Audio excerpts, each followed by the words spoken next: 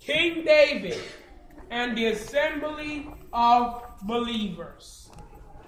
I prophesy this day, for unto us a child is born, unto us a son is given, and the government will be upon his shoulder. His name shall be called Jesus. He will be called Wonderful, Mighty, Wonderful God, and Prince of Peace.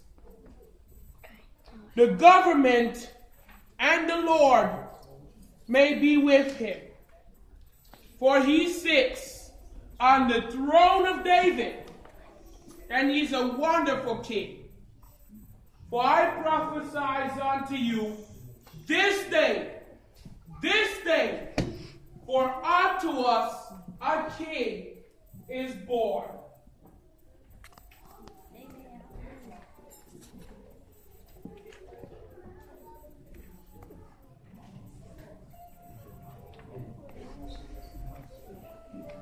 Good afternoon, ladies and gentlemen. Acknowledging our pastor, Pastor Mackenzie Jones, and our First Lady, Sister